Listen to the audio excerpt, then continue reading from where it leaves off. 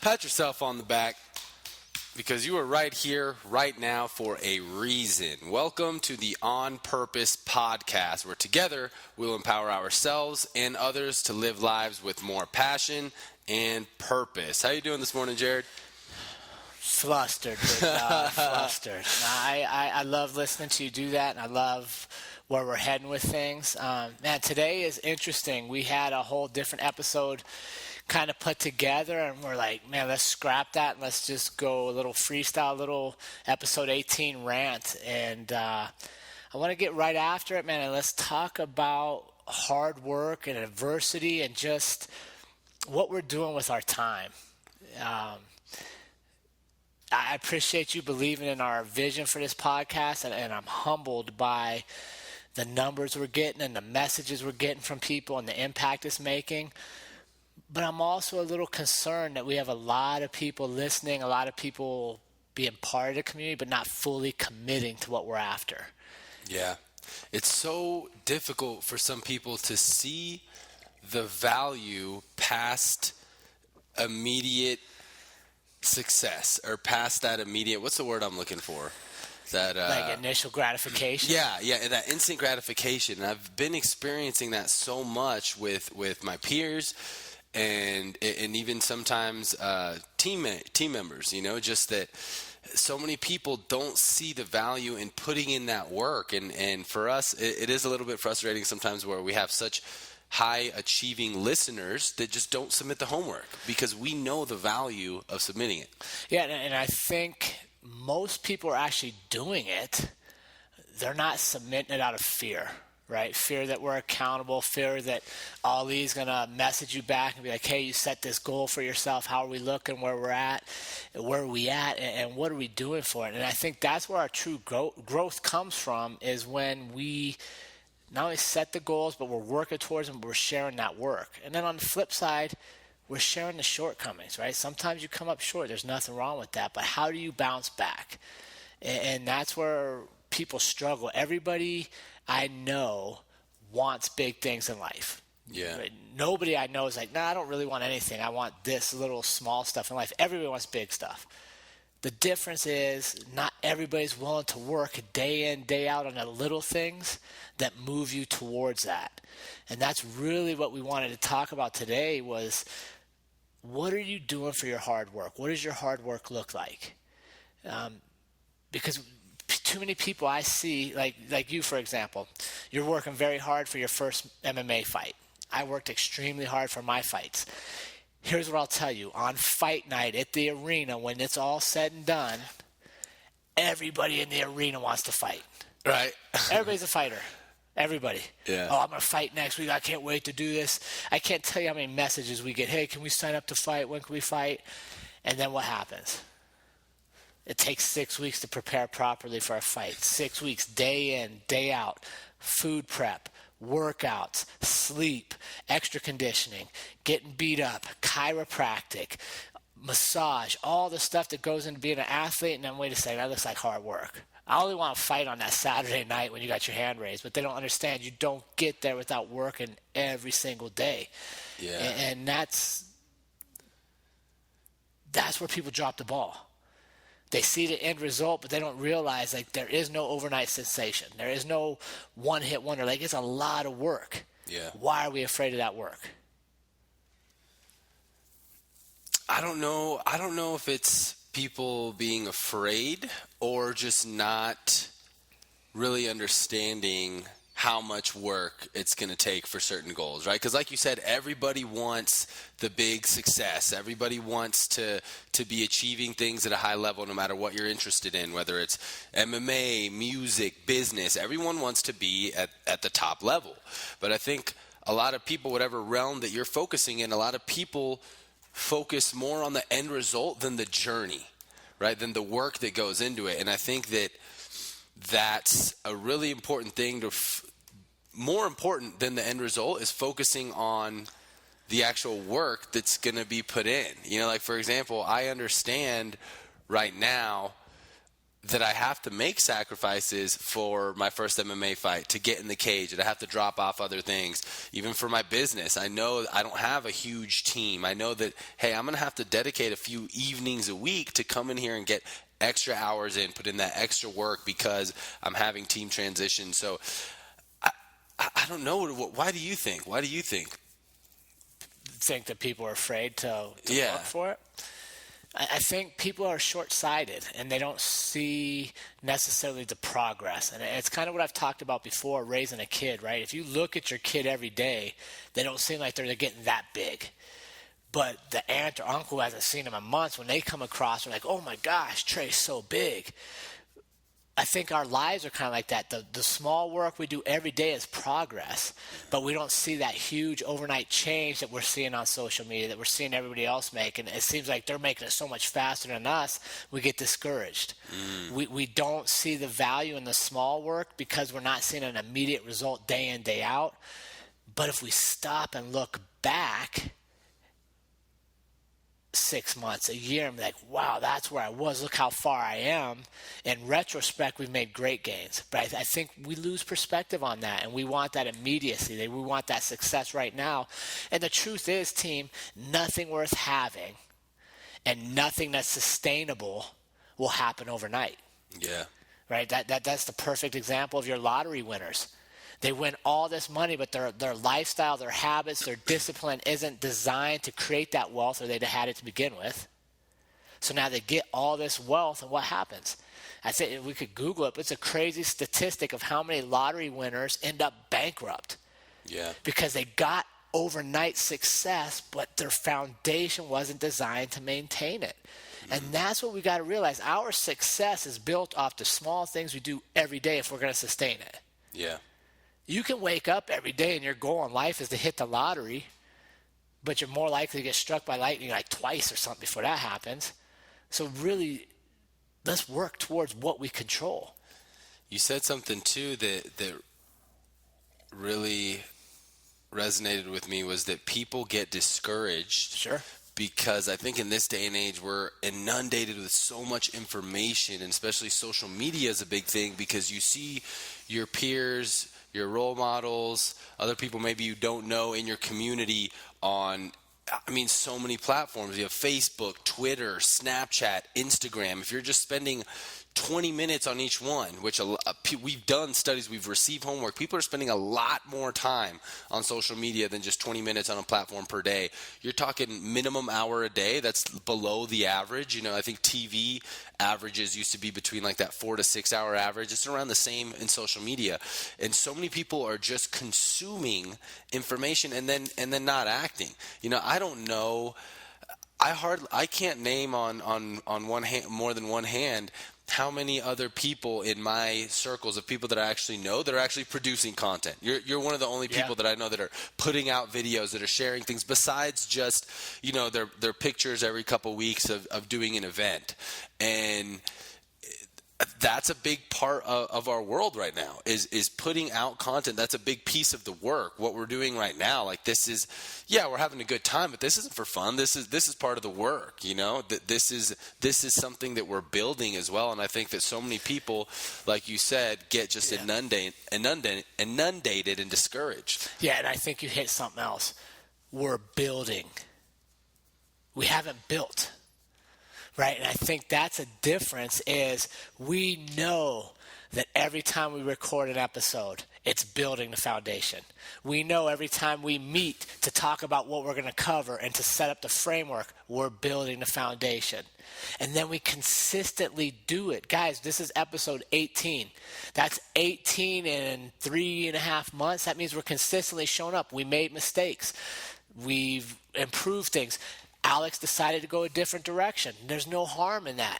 But when adversity strikes, we don't back off and go, oh, it's hard now. Let me take a break. I'll do another episode in 6 months. No, we were like, okay, Ali's got a computer in front of him. He's mixing it up right now. I don't even know what the hell he's doing. But we take adversity and we move forward because that is where your strength comes from. If everything's smooth and easy sailing and the breeze is at your back and the water's letting you flow down the river, you're not working. Oh. Right? When it's hard, when you find out who you are is when things go wrong. When the breeze is in your face, when you're going upstream and you still got to paddle because you know that your goal's down the river. And I think that's what it comes back to. We know what we want out of this. We know what we're trying to achieve. And by having clarity of the end result, now the day-to-day work, even though it's monotonous and maybe like, I don't feel like uploading this, or I don't feel like working on that. Oh, wait a second, I know I have to, because to get where I want to be, small things have to be done. Yeah. It's just like you say on the mats and in the gym, that when we hear that voice, when you're so tired and your voice actually is like, should I quit? Am I about to throw up? Am I about to pass out?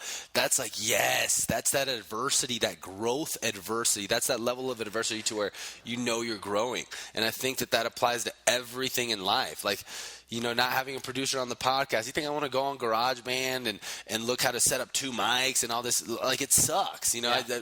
being here even just for an hour and a half, just like, don't know what you're doing. But that adversity is growth, and it applies to everything. Well, and think about this. I love that you say it's growth. And now, will you become a podcast producer? No. Is GarageBand going to be your money-making scheme? No, right? We're literally doing things today for this episode that we don't want to do. Right? We'll have a new producer on board soon. We'll outsource this again so that we can focus on our talents. So how do you grow? Well, here's how you grow. Maybe you don't grow in your skill set, right? We have an understanding. We can muddle through it. But now we grow an appreciation for the person we hire to do it next. And we respect what they do, and we value them a little more. And now that relationship becomes deeper because I understand what you're doing. Think about that. How many of us are focused on our growth, and we think the growth is us developing our skill set? Well, maybe it's not. Maybe it's our growth is appreciating those around us and valuing that relationship a little more and understanding the expertise that people bring to you. Right? Maybe that's what this is designed to do. But here's what I'm telling you. It's not designed to make us quit. It's adversity. Okay, so now we overcome it. We figure out a new way. And I'm telling you this, on the backside of adversity, always, always, always is growth. Unless you quit. Always. If you quit, then you're there. Then that roadblock becomes where you stopped. But if you see the roadblock and you get around it, you will grow, guaranteed. So we'll grow from this. And you guys will grow from this podcast. You will grow from being part of the purposeful community that we're creating, because you're going to grow for yourself and you're going to help grow others around you. Jared, let me ask you this, because I feel really grateful and fortunate to have grown up with sports my entire life. Yes. You know, I've had great coaches, whether it was football, wrestling, track, who really instilled that mentality of you got to put in the work, right? You got to practice. What about for people who aren't athletes, who never played sports? How can they realize that you need to put in consistent work and practice for anything in order to grow? Well, I think the easiest one is to look at your personal relationships. The relationships that you nurture and that you invest time and energy to generally grow. Like a plant. Those that you neglect, that you take for granted, that you don't take care of and are mindful of, generally die off or you separate. So you don't have to be an athlete to understand the value of hard work. I think the biggest thing is have goals, have dreams, know what you're working for, so that the day-to-day monotony, the hard things that you do day to day, have purpose. And I think that's where a lot of people struggle, is we get to this point in life where we think this is who we are and this is what we're supposed to do. We're supposed to work 9 to 5. We have kids. We put up a house, a white picket fence. We get 2 cars in the garage. We have 2.5 dogs, maybe a cat, and that's all there is. Well, that doesn't have to be all there is. If you know what you want, if you know what you're looking for. But it's easy to get distracted. It's easy to not have that big picture. And that's where I want us to really develop our identity of who we are and what we want in life. And not everybody's going to want the same things, and that's good. For some people, you want to be the best mom you can be right now. Well, fantastic. Here's some ideas on being the best mom. Take care of yourself. Mm-hmm. Right? A mom that's happy, that's learning, that's maybe working physically to get her body back after childbirth, that's a better mom because she's happy. She has good self-esteem. You want to be a better dad? Well, continue to learn. Set the role model for your kids. Be somebody they look up to. Don't just accept life for where it is. And that's where you and I really connect. And I think where a lot of our listeners will come on board with us is we both took big risks. We're both taking risks. We're both trying to create things in life that we know we want. And by having that clarity, it allows us to handle adversity like today. Okay, this isn't what we want to do before the podcast, but we've got to get it done because we know we made a commitment to show up every Thursday. Right. So we can't show up on Thursday if we don't do our work on Tuesday. And we said today, right? We said we're going to do this today. Why waste any time? We were talking about separating in October, but no, today, taking it in the moment is so important. We don't have time to waste. We could die tomorrow. You're going to die. I'm going to die. Everyone's going to die, and we don't know when it could be. Our time is finite. Our time is limited, and that is the most important commodity that we have. And I'm so grateful to have learned that when I did, because I can't stand wasting hours, just wasting hours for nothing. I mean, don't get me wrong. You need downtime. We need to sleep. We're human beings. We're created to sleep every night. We need leisure time to relax. But there's so much extra hours going to nothing.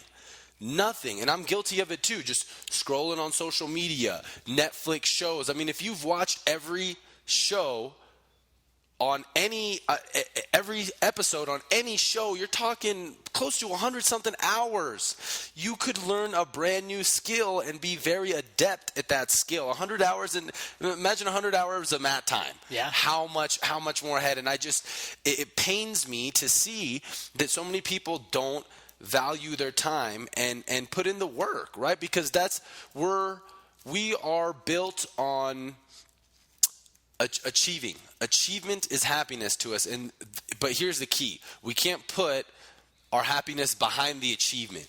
We have to be happy in the work. Yes. Right. Even if I'm dead tired on the mats, I got stacked, beat my ass, whatever. I'm enjoying it. I know I'm getting better, and it's frustrating sometimes to see that it's so hard for some to grasp. So I really hope that we can do a better job of explaining that and hopefully get through to some people that may need to hear this. Yeah, and I want people to realize you're responsible for you. Nobody else is coming in to do the hard work for you. Nobody else is coming in to get you to where your dreams and goals are. Now, hopefully, you align yourself with a circle that supports you and encourages you. And on the days you don't feel like coming to practice, like, hey, bro, get to practice. We got to get this work in. Because we'll have those moments. But I think too many people sit back and they mistake opportunity, or they miss opportunities. They miss the ability to move to the next level in their life, whatever it is, because it looks like hard work. Right? Man, I would do that, but boy, I just can't today because I got this and that. Everybody has this and that. The people that are moving forward prioritize putting in the work.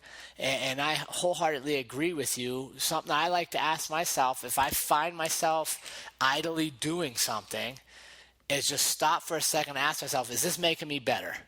I am obsessed right now at this stage of my life in getting better, learning more, experiencing more, because I know, like you, I was just at a funeral recently, and this life will end. And how long does your body hold up? How long does your mind hold up? Well, it depends for a lot of us, but here's what I do know. If I work out every day, if I eat right, if I prioritize learning and making my mind think and grow, I prolong those years for myself. Or at least I do what I'm supposed to do to make that happen.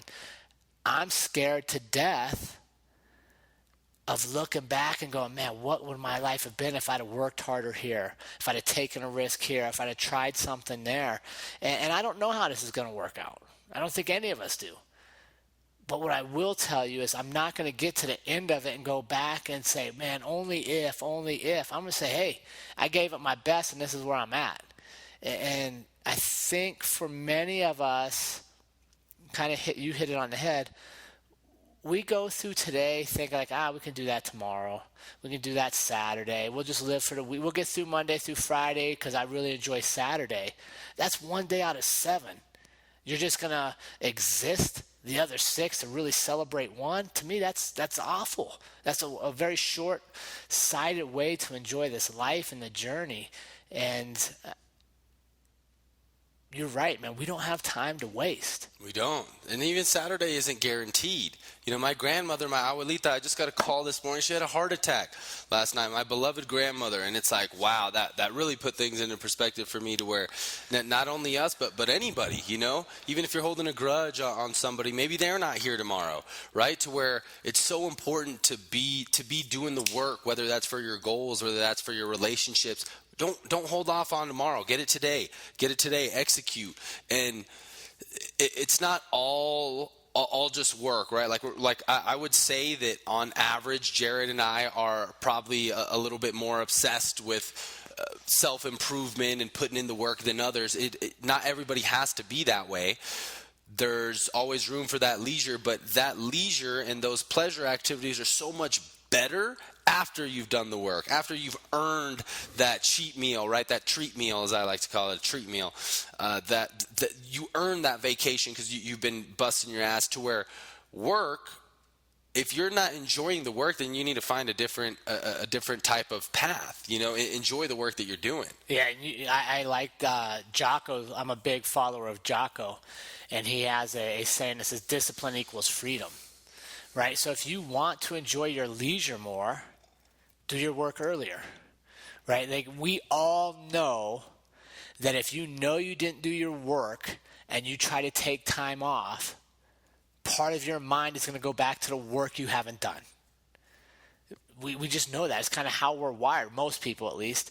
So let's get the work done so that we can enjoy more of our time. I have certain things I want to achieve in life. But part of that is I want to enjoy the people around me more. I want to enjoy those experiences more. I want to be able to sit in conversation and not have my mind wondering about what I should have been doing, but realize that I've already done this stuff, so now I get to enjoy you. Because I'll tell you, I spent a lot of my life not enjoying you. Right? You had my time, but while you're talking, I'm thinking of the 8 other things I should have been doing, the 12 different competing interests for my time. And you've helped me with this, and my wife's helped me with this, narrowing down who gets my time. Yeah. Putting boundaries a little more on my time so that I get my stuff done so that when I do give of my time, I can fully enjoy it. With my kids, I only have 2 years left with them at home. I want to enjoy that. Mm-hmm. I don't want to be at work all the time and missing their activities. I don't know how much longer I have with, say, my mom, my sister, my wife. So I want to enjoy small moments with them. And the best way for me to enjoy that is by doing the shit I'm supposed to do when I'm supposed to do it. So now I'm free to enjoy them, not thinking, I really put this off. Now I got to do this when I get home, or I shouldn't be at the paddleboarding with my wife. I should be at home cold calling people. No, I got up early and I cold called. Yeah, you said a sentence that reminded me. I forgot what book I read this in, but it was the idea was that the first lesson a man or woman learns is to do what they're supposed to do when they're supposed to do it. However, most don't master it until the end of their life. Can you believe that? That's horrible. Right. And I wanted to ask you something real quick before we wrap up, because I know we got started late. How do you continue to execute when the motivation's down, right? Because right now, I'm sure the listeners right now, like, feeling amped up. We're ready to go. I know as soon as I get off of this, like, I'm ready to work. I'm ready to go. What about those days? How do you personally avoid falling too deep into those backslides? Because everybody backslides. I have a system. Right, and I think that we will all have days we don't feel like working, 100%. We will all have days that we question the path we're on, that we'll wonder, is this worth it? Am I making the right choice? Should I go back to what was easy? We all have that. I think of that. How I don't fall into that is I have a system. And I think the more structured you are, the less room there is to deviate. So I wake up at the same time. I journal in the morning. I meditate in the morning. I write my gratefulness in the morning. So I create. So even when I wake up, I'm like, oh my gosh, man, my bills are piling up. I don't know if I have enough money this month. I don't know about this. Well, then instead of staying in that frame of thought, I reframe it. I journal about what I'm grateful for. I journal my intentions for the day. I meditate and get my mind back on what a loving world I'm in and how much abundance I truly have. And then I start my day, and then I get my workout in, and then I know, okay, I got this kind of calls here. I got to be at the gym coaching here. I'm going to come home and work on this here. I structure my day, and I think where we struggle is when we freelance everything, when we have no structure. So it's up to us to pick and choose, because as humans, unfortunately, one of the things we are innately built with is a desire to take the easy road. Right? It's just what humans do. We will take the easy road. You got to force yourself onto that hard road. And by having structure, I don't allow myself to run away from things. Then the other thing that's big for me, and that I want our listeners to really consider putting into their lives, is I'm accountable to people.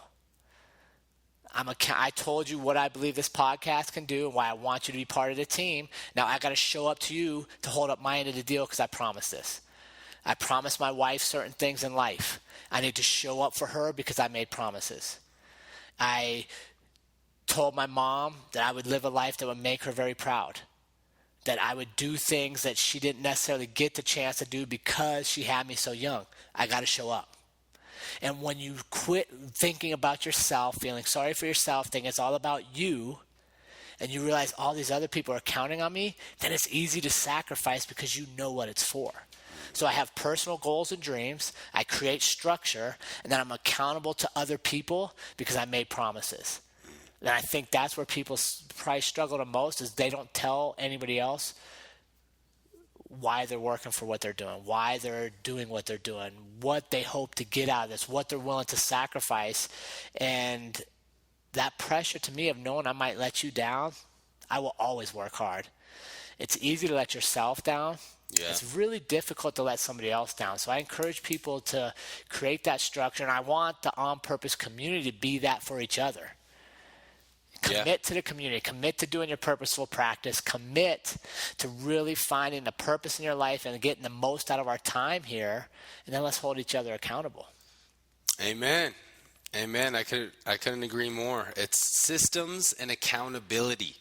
And here coming in October, we're going to be having a class to where we're going to be creating systems together, creating a blueprint. What date is it? October 19th, we're going to have our first On Purpose workshop here in Fort Collins, Colorado. Stay tuned to our social media. I will be having an Eventbrite flyer coming out. I was working on it yesterday. It'll be out in the next couple weeks. I want to give plenty of advance warning or notice. 20 spaces max, because we will run small, intimate groups. You will dive deep into what is your purpose, what are the fears that's holding you back, your limiting beliefs. Like, we're going to get after this. Everybody will leave with a blueprint to create their most purposeful life, and more importantly, the accountability piece. The cost is $25, which is a crazy value for what you're going to get out of this. But I don't believe in doing things for free, because I don't believe people value free. Nope. I want you to commit some money to get some skin in the game. I want you to be committed to showing up and working hard for 4 hours.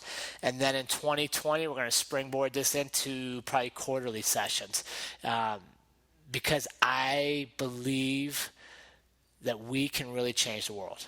I know that's ideal, or what's that called when you grandiose and like idealistic, like, oh, you're going to change the world. And I don't mean change the world like everybody will do what we're doing, but we'll change the world for one person at a time. And if one person finds value in what we're doing and they leave that workshop going, okay, I'm on this path to create this purposeful life, and now I have more meaningful relationships in their lives, then we change the world for them, and that's what I'm after. Yeah, and changing the world for us too. This practice, this purposeful practice, is the same practice that we are doing every single week.